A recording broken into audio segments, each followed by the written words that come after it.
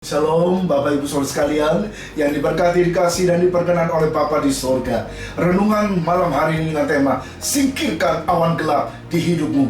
Amsal 4 ayat 20 dan 21 berkata, hai anakku, perhatikanlah perkataanku, arahkanlah telingamu kepada ucapanku, janganlah semuanya itu menjauh dari matamu, simpanlah itu di lubuk hatimu.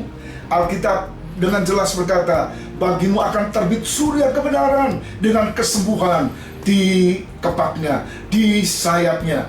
Maleakhi 4 ayat 2. Namun tidak semua orang percaya mengalami dan menikmati pancaran surya kebenaran yang mendatangkan kesembuhan tersebut. Kenapa?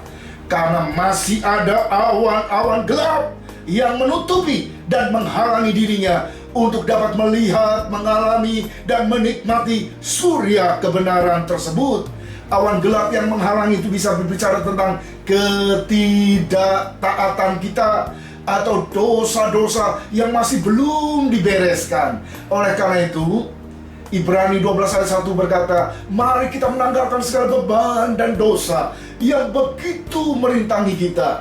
Jangan biarkan awan gelap menghalangi surya kebenaran, berkat ilahi Yesus Kristus untuk menyinari kehidupan kita, sehingga kita tidak bisa berjalan dalam terang Tuhan, tidak dapat mengalami kuasanya, tidak dapat menikmati janji-janji firman-Nya. Penghalang-penghalang itu harus disingkirkan.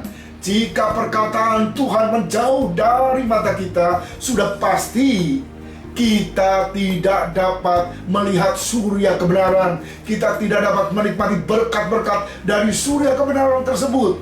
Bapak Ibu Saudara sekalian yang dikasih Tuhan, dalam kehidupan kita sehari-hari, bila kita tidak dapat menerima sinar surya, karena ada suatu benda yang menyinari, cahaya yang menyinari kita, maka matahari tidak akan bermanfaat bagi kita. Tidak ada terangnya, tidak ada hangatnya, tidak ada segala sesuatu yang bisa dimanfaatkan untuk hidup kita. Jadi kitalah yang harus menyingkirkan perintang, penghambat, penyumbat itu dari kita, sehingga sinar surya bisa menyinari hidup kita. Perhatikan apa yang Yesus katakan ketika Dia menyembuhkan orang yang sakit lumpuh selama 38 tahun. Engkau telah sembuh, jangan berbuat dosa lagi, supaya padamu tidak terjadi hal yang lebih buruk lagi.